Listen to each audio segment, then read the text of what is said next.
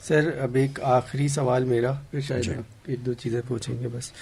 سر یہ سیاست پر ہے کہ تقریباً معاہدے سے کچھ یہ جو ابھی سیز فائر ہوا ہے اس سے ایک دن پہلے یہ سننے میں آیا کہ ایران نے سعودیہ پہ بھی دوبارہ میزائل چلا دیے. پھر ایک کور کمانڈر کانفرنس ہوئی، اس میں مذمت کی گئی، ہمارے وزیر اطلاعات نے مذمت کر دی اور سعودیہ کی بھی ناراضگی سامنے آئی. تو سر میں یوں دیکھتا ہوں کہ یہ ایک بڑا لینڈ مارک معاہدہ ہوا بہت عرصے کے بعد، دو مسلمان ملکوں نے اتحاد کی بات کی.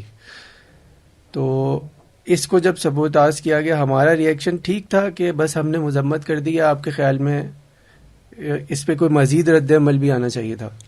کیا اس سے ایسا تو نہیں ہوا کہ سعودی عرب نے یہ سوچا کہ یہ تو انہوں نے اس معاہدے کا پاس مکمل طور پہ نہیں کیا؟ وہ جو ہمارا سعودی عرب کے ساتھ معاہدہ تھا جوائنٹ ڈیفنس کا، اس کی بات کر رہے ہیں سر. جوائنٹ ڈیفنس کے معاہدے میں سعودیہ پہ حملہ ہوا تو ہمیں ریٹیلیٹ کرنا چاہیے تھا سعودیہ کی جگہ پہ، یہ کہہ رہے ہیں نا. کیونکہ سر الفاظ تو یہ ہے نا کہ ایک ملک پہ حملہ دوسرے پہ حملہ تصور ہوگا، تو آپ امیجن کریں کہ آدھا میزائل بھی ادھر آ جاتا تو ہم کیا کرتے، اور وہاں چلے گئے.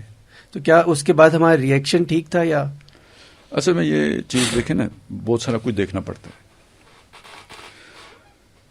بات یہ ہے کہ جو جنگی حکمت عملی تھی ویسٹ کی، اب امریکہ کی کہنا چاہیے، امریکہ اور اسرائیل کی، وہ یہ تھی کہ ہم نے ایک ایران کے اوپر حملہ کرنا ہے، اور ایران نے ریٹیلیشن میں، چونکہ حملے تو انہوں نے سارے گلف کنٹریز سے کیے ہیں، بیسز ان کی وہاں پہ تھی، تو جب وہ ایران ریٹیلیشن میں ان کے اوپر حملہ کرے گا تو ان کی آپس کی لڑائی شروع ہو جائے گی، تو ہم ذرا کنارے ہو جائیں گے، اور ظاہر ہے پھر اسلحہ بھی بکے گا، اور یہ سارے مریں گے، دونوں ایک دوسرے کو ماریں گے، خوب ماریں گے. یہی وار ود ان اسلام کا ان کا کانسیپٹ ہے نا پرانا. تو کرتے کرتے دونوں تھک جائیں گے، تو پھر اسرائیل کے لیے واک اوور کی معاملہ ہوگا نا، ساری ریزسٹنس ختم ہو جائے گی. ہو سکتا ہے میں غلط ہوں، لیکن میری سمجھ یہ ہے کہ اس پوری وار اسٹریٹجی کو پاکستان نے سمجھا، اس نے دونوں ملکوں کو سمجھایا، اور اس معاملے میں جتنا اللہ تعالیٰ نے، چلے ہمیں تو سمجھ عطا کی، لیکن جو صبر اللہ نے عربوں کو عطا کیا نا، وہ قابل ستائش بھی ہے. اور اس پہ انہیں جتنا بھی وہ جو ہے نا دیا جائے کریڈٹ وہ کم ہے. ٹھیک ہے، کیونکہ پبلک پریشر بھی ہوتے ہیں. یہاں ہمارے لوگ بھی جیسے باتیں کرتے ہیں تو وہاں بھی تو لوگ باتیں کر رہے ہوں گے، تو پبلک پریشر بھی ہوتے ہیں. اس سب کو جھیلنا آسان کام نہیں ہوتا، انہوں نے کیا ہے. تو اس کے نتیجے میں امریکہ اسرائیل دونوں کی حکمت عملی ناکام ہوئی. لیکن اب سوال یہ پیدا ہوتا ہے کہ یہ ایران یہ حماقتیں کیوں کرتا رہا؟ اس کو بھی تو آخر کوئی عقل سے کام لینا چاہیے تھا. تو اس میں ایک بات تو یہ ہے، دیکھیں، ایک تو اس نے ان کی جو انسٹالیشنز تھیں فوجی تنصیبات، ان کے اوپر حملے کیے، وہ تو بالکل جسٹیفائڈ ہے. ٹھیک ہے. یہ جو ریفائنریز کے اوپر ہوئے ہیں، یا جو سعودی جو بعض اور اس طرح کی جو چیزیں تھیں ان کے اوپر ہوئے ہیں کاروباری، ان کے اوپر جو یہ غلط تھا. لیکن اس میں آپ ایران کو تھوڑا سا الاؤنس دیں گے. کس بات کا الاؤنس دیں گے؟ کہ حکمت عملی اس کی بہت بہترین تھی. کیا؟ ڈی سینٹرلائز وہ انہوں نے کر دیا تھا اپنی ساری فوج کو. جب آپ ڈی سینٹرلائز کر دیتے ہیں تو اس میں اندر ایک خامی آتی ہے کہ اب ڈی سینٹرلائز کر کے آپ نے انہیں خود مختار کر دیا ہوا ہے، کنٹرول کم ہو جاتا ہے. آپ کی جو ہائر لیول پہ جو پالیسی ہے نا، اس کے اندر کچھ نہ کچھ فرق پڑتا ہے، وہ 100% اب وہ نہیں چل سکتی. اچھا، اب آپ یہ جو فرقہ واریت ہوتی ہے نا، اس کا کیڑا بڑا شدید ہوتا ہے، بعض لوگوں میں بعض میں کم ہوتا ہے. یہ ہر ادارے کے اندر بھی ہوتا ہے. مختلف اداروں میں جو لوگ ہوتے ہیں نا، کسی میں وہ مذہبی شدت پسندی اپنے فرقے کے اعتبار سے زیادہ ہوتی ہے، کسی میں اپنے فرقے کے اعتبار سے. ایک ہی ادارے میں کام کر رہے ہوتے ہیں لیکن ہوتی ہے. اب فرض کریں کوئی یونٹ ہے، اس میں کوئی ذرا تھوڑا زیادہ شدت پسند، تو اسے تو وہ اپنا وہ لوچ تلے گا نا، جو بھی اس کا لوچ ہے. تو یہ اس طرح کی چیزیں ہوئی ہیں میرے سمجھ کے مطابق. صحیح. یعنی یہ گورنمنٹ آف ایران کی پالیسی نہیں تھی.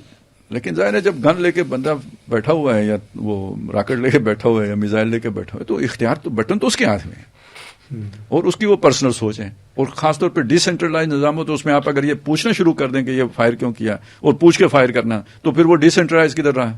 بالکل. اور جس طرح کی آپ نے سپر پاور کا مقابلہ کرنا ہے اس میں سینٹرلائز نظام رکھ کے آپ چل ہی نہیں سکتے. تو حکمت عملی کے اعتبار سے تو بہت بہترین تھا, لیکن اس حکمت عملی کی یہ والی خامی بھی تھی جس کی وجہ سے یہ ہوا, اور اس کی تلافی پھر انہوں نے اپنے صبر سے کی, عربوں نے اپنے صبر سے کی, تو یہ مینج ہو گیا. لیکن اس میں آپ یہ دیکھیں جنگ کے دوران ہمارے حکمرانوں کو سعودی عرب بھی جانا پڑا, ایران تو اب گئے نا, لیکن وہ جب ابھی جنگ ہو رہی تھی اس دوران بھی سعودی عرب جانا پڑا, اگلے دن چلے گئے. تو وہ یہی چیزیں تھیں, ٹھنڈا کرنا بھی ہوتا ہے. تو جوائنٹ پیکٹ کا یہی مطلب نہیں ہوتا کہ بھائی آپ نے فوراً کہنا ہے کہ چلو جی چلاؤ ڈانگ اسی تو ڈنانا. اس میں یہ ساری دیکھیں دنیا میں جہاں پہ بھی اس طرح کی چیزیں ہوتی ہیں وہاں پہ پھر خارجہ پالیسی بھی مشترکہ ہوتی ہے. صحیح. کیونکہ خارجہ پالیسی میں آپ اسے آزاد رکھیں گے, وہ روز کسی سے پنگا لے کے بیٹھا ہو تو آپ جا کے خواجہ اس کے ساتھ وہ اس کی طرف سے لڑتے رہیں گے, موسیٰ علیہ السلام والا مکہ نکال کے مارتے رہیں گے. تو وہ ایسا نہیں ہوتا. پھر یہ ہوتا ہے کہ بھائی خارجہ پالیسی بھی اس کے ساتھ ملک مشترکہ ہوتی ہے کہ کب آپ نے یہ چھیڑ کرنی ہے, نہیں کرنی ہے, صبر کرنا ہے, کیا کرنا ہے. تو دیکھیں اب اس کا نتیجہ کیا نکلا ہے. پوری دنیا میں اسرائیل بدنام ہو گیا. ٹھیک ہے, نہیں تو خبروں میں اس وقت ایران اور عرب ہوتے, اور اسرائیل جو مرضی کر رہا ہوتا وہ خبر ہی نہ بنتی. یہ پھر اگلی بات کیا ہوئی.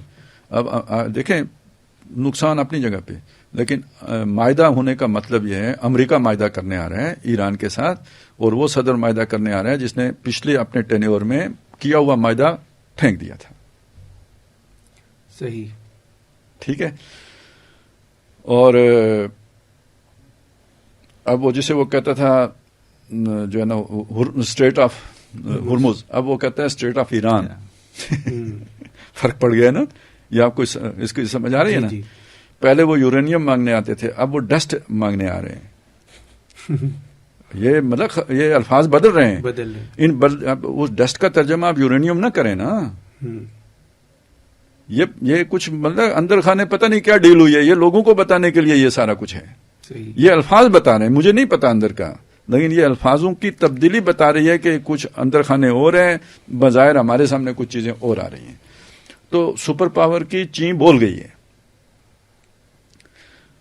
اور سب سے بڑا فائدہ کیا ہوا آج اس دن, امریکہ اور اسرائیل ایک پیج پر ہیں نہیں, الگ الگ. ہاں, اسرائیل تنہا ہو گیا ہے, بہت پہلے سے الگ ہو گیا. یہ کس نے آئسولیٹ کیا ہے. دیکھیں آگ لگی ہو نا, تو ایک یہ کہ آپ جا کے بجھانا شروع کر دیں, پتہ نہیں بجھے گی یا نہیں بجھے گی. ایک یہ کہ پہلے قیمتی چیزوں کو علیحدہ کر لیں کہ نہ بھی بجھے تو تھوڑی چیز جلے گی. بالکل. یہ آپ دیکھیں کہ آپ نے اسرائیل کو پہلے امریکہ کی دوستی جو تھی, اور دوستی کیا تھی, وہ تو یوں سمجھے ہر کام میں امریکہ اس کا پارٹنر تھا. اگر آپ امریکہ کو فاصلے پہ کر دیتے ہیں تو آپ نے اسرائیل کو کمزور کیا یا نہیں کیا. اور آپ نے اسرائیل کو کمزور کیا تو آپ نے سارے عربوں کی مدد کی یا نہیں کی. تو پاکستان نے گولی چلائے بغیر اسرائیل کو آدھا مار دیا ہے. نہیں, آدھے سے زیادہ مار دیا. یہ تو ابھی تو لوگوں کو سمجھ نہیں آئے گی, لیکن یہ جیسے کہتے ہیں نا مئی میں جو ہم نے جنگ لڑی ہے وہ جو ہے نا وہ اکیڈمیوں میں پڑھائی, یعنی ملٹری اکیڈمیوں میں پڑھائی جائے گی اسٹریٹجی. ٹھیک ہے. اسی طرح یہ ایران والی بھی پڑھائی جائے گی کہ نہ ایئر فورس ہے, نہ آپ کے پاس نیوی ہے, پھر بھی آپ نے جو ہے نا وہ شکست نہیں ہوئی آپ کو, تو یہ بھی پڑھائی جائے گی. لیکن یہ پاکستان کی یہ سفارتکاری بھی پڑھائی جائے گی. یہ بلکہ سوچیں آپ, تو میرے حساب میں شاید مئی سے بھی بڑی فتح یہ ہے جو پاکستان کو حاصل ہوئی, سفارتکاری سے جو حاصل ہوئی. تو اس اعتبار سے بہت بڑا ماسٹر اسٹروک ہے جو میں اب کہوں گا مسلمانوں نے, اب اس میں پاکستان کا ایک رول ضرور ہے, لیکن سب مسلمانوں نے مل کے یہ کیا, اور بہت عرصے کے بعد ہم مسلمانوں کے اندر کوئی عقل کی بات دیکھ رہے ہیں. ٹھیک ہے نا. جلنے کی باتیں ہی ہوتی تھی, سڑنے ہی کی ہوتی تھی, کوئی پٹھے کام ہی ہوتے تھے ہمارے, اور لیکن یہ پہلی دفعہ عقل مندی کی چیزیں نظر آ رہی ہیں. تو بہرحال چلو خوش ہیں.